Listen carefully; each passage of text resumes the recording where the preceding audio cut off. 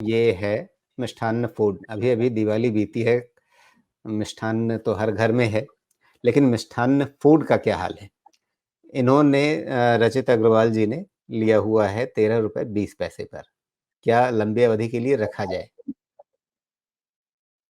Okay. आपने लिया है ₹13.20 पे। देखिए इसका इवैल्यूएशन बहुत पॉसिबल तो नहीं है इतने छोटे स्टॉक्स का टेक्निकल से, लेकिन फिर भी ऐसे कोई बुरा तो फिलहाल नहीं दिख रहा। लार्जली ये रेंज में ही है, ₹12 और ₹15 के रेंज में है।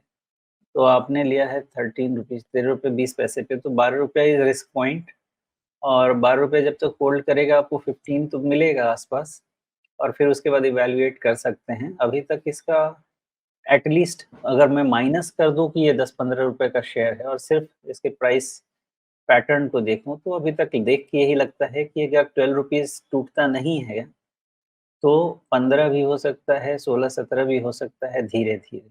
लेकिन एक के बाद एक स्टडी करना पड़ेगा इसको, फिलहाल 12 आपका रिस्क लेवल है। जी। ये ₹14 का शेयर है, लेकिन इसका पी वैल्यूएशन देखें तो 28 पर है। तो कोई इतना मतलब सस्ता किस्म का भी शेयर नहीं। हाँ, इसका ग्रोथ काफ़ी है ना, इसका क्वार्टरली रन रेट देखिए, तो अभी इसका सेल्स का ग्रोथ काफ़ी है, इसलिए हाई पी तो ये रहेगा थोड़े समय के लिए। जब जी। ग्रोथ मॉडरेट होगा तो फिर मॉडरेशन, पी मॉडरेशन भी। हाँ, ये बात सही है आपकी कि सेल्स ग्रोथ और नेट प्रॉफिट ग्रोथ तो उसके मुकाबले कहीं और ज़्यादा तेज़ है। तो हुँ, इन्होंने क्या किया है कि मार्च 2018 से लेकर के अभी तक का अगर देखें, तो इनकी सेल्स हुई है दोगुनी। लेकिन मुनाफ़ा जो होता था 1 करोड़ के रेंज में, 1 करोड़, 3 करोड़, 1 करोड़ इस रेंज में होता था, वो बढ़ के पहुँच गया है 87 करोड़ रुपए पे। ये कुछ तो कंपनी के अंदर हो रहा है जो ये आंकड़े बता रहे हैं। कुछ हुआ तो है, पक्का हुआ है और कुछ रीस्ट्रक्चरिंग एक्सरसाइज़ हुई होगी जो कि पढ़ना पड़ेगा और समझना पड़ेगा चूँकि ये मेरे ट्रैकर में है नहीं इसलिए मुझे उसका आइडिया वो नहीं रहे फंडामेंटली नहीं रहे। जी, लेकिन जहाँ पर नेट प्रॉफ़िट तेज़ रफ़्तार से बढ़ रही हो तो और साथ में इसका ऑपरेटिंग मार्जिन जो है, वो भी जो पहले 2-3% होता था, अब वो 25-28% के रेंज में आने लगा है।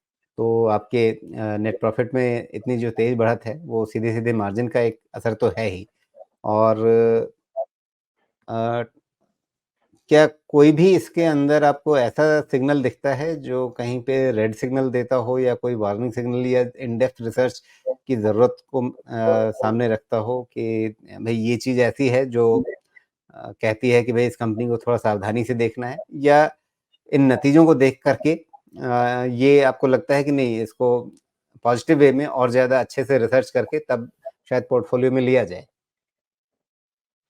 हाँ, देखिए पहली चीज़ कि ये मिठाई की कंपनी नहीं है इसलिए उसको वैसे देखना ही नहीं है। दूसरी चीज़ ऐसा है कि हाँ, तो इनका जो काम है, जो सेक्टर है ना मोस्टली ये फूड ग्रेन्स हैं। जी। ये चावल, गेहूँ ये सब जो हैं। तो ये बिज़नेस ऐसा है कि इसमें अगर कभी एक्सपोर्ट कोटा पे आपको लग गया बैन, तो हो गई दिक्कत। तो बहुत ही वोलेटाइल नेचर होता है बिज़नेस का। तो यहाँ पे असेसमेंट इसकी तो नहीं हो सकती है इतनी जल्दी मेरे अंदाज़े से। लेकिन इन सेक्टर्स में प्राइस वोलेटिलिटी, वॉल्यूम वोलेटिलिटी सब बहुत ज़्यादा होता है। तो हो सकता है कि इनका ऑफ लेट कुछ बिज़नेस कॉन्ट्रैक्ट बने हों, कुछ कॉन्ट्रैक्ट्स मिला हो। मैं बिल्कुल वो कंपनी पढ़े बगैर एनुअल रिपोर्ट पढ़े बगैर, डिटेल पढ़े बगैर आइडिया नहीं लगेगा। कुछ वहाँ पे चेंजेस ज़रूर रहेंगे। इनका जो कंपनी का अगर इन्होंने कुछ कॉन कॉल किया है तो वो सुनना पड़ेगा, उससे पता लगेगा। जी।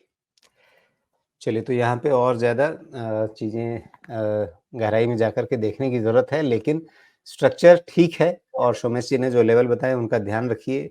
आपने पहले से ले रखा है, आप थोड़े फ़ायदे में हैं, तो अपने फ़ायदे को प्रोटेक्ट करने के लिए या आगे जो एक पोटेंशियल प्रॉफ़िट हो सकता है, उसको देखने के लिए आप सोमेश जी के बताए हुए लेवल्स का ध्यान रखिए। बाकी अपनी तरफ से भी इसमें और रिसर्च करिए।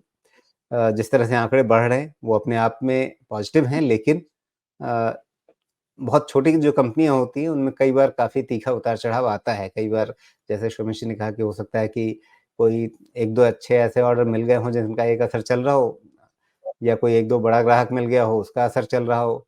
तो आपको इन डेप्थ जाकर के देखना पड़ेगा कि आप इन आंकड़ों पर भविष्य के लिए कितना भरोसा कर सकते हैं।